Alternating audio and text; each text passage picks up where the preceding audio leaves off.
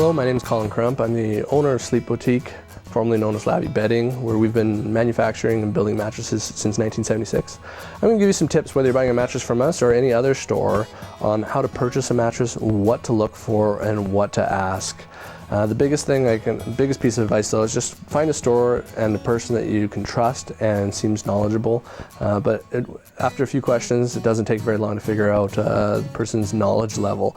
So there's different types of mattresses, as you may or may not know, whether it's an inner spring mattress, a foam mattress, or a latex mattress. Those are the three big ones.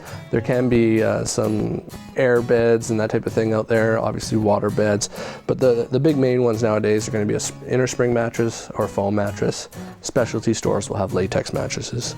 So the biggest thing to ask, a lot of people worry about the core, what's underneath the mattress, whether it's a spring, pocket coil spring, regular spring. The deeper down support levels, generally they're not what breaks down on people. Usually it's the top layers on the mattress.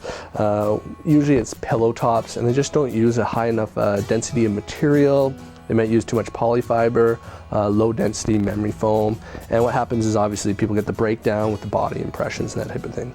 So questions to ask and what to look for is what materials are in the bed, and not only asking what materials but how much of that material and where is it located.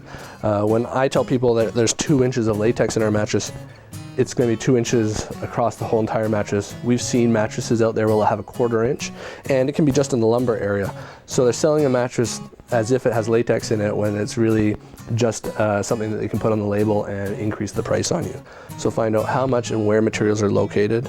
If there's regular foam, you want to make sure that it's at least a 2-pound foam, just for the durability standpoint. Memory foams, 4-pound or higher is a good number to work with. Latexes are always going to be higher density and longer lasting, so you're not going to worry about it. There's no real low quality latexes, so you're going to be pretty safe there. Dunlop latex is going to be heavier than a Talalay latex. So those are the different materials, and from a breathability standpoint, usually memory foam is going to be the worst, even if it's infused with gel. The cell structure on it's tighter. The way it conforms to your body's sinks into it, so it gets warmer. It's a little harder to move around on. Great for pressure point relief. Natural fibers, natural latexes, cottons, that type of thing, that's going to be a more breathable fiber or material that allow you to stay cooler. We use a wool in our outer covering, so if you're using stretch knits and fabrics like that with the wools, again, those natural fibers are going to allow you to breathe better and have a cooler night's sleep. To fit yourself into a mattress, it gets a little complicated because it depends on the person and their needs. So what I like to try and explain to people is you want support down below, and that's firmness, and you want comfort, softness on the surface, and it's marrying those two. And how do you do that? It's testing. Everybody's body's different. They react differently to different mattresses. So it's having a lie down, take your time, and concentrate on whether or not you feel pressure points.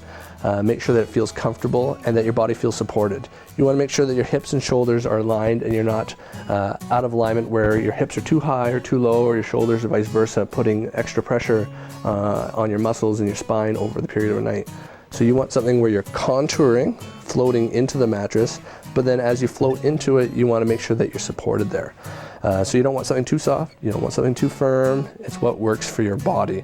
And some people have different preferences, but generalities can be, if you're a side sleeper, is that you want a little bit more plushness on the surface, but underneath that plushness, you're going to want to make sure there's some firmness. If you're a back sleeper, a medium to medium firm is good, but the big thing is to make sure that your S-curve has enough back pressure, that your pressure going into it, that you're feeling supported there.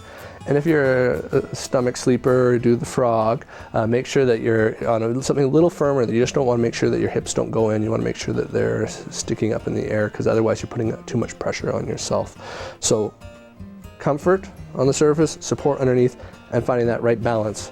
And then if you have a mattress that flips, rotates, or is modular where you can replace those layers, it's going to give you a ton of more flexibility than you're going to find in a typical mattress. If you need further information, or if you have any questions, please come to our showroom, give us a call, send us an email. We'd be glad to help you. Thank you.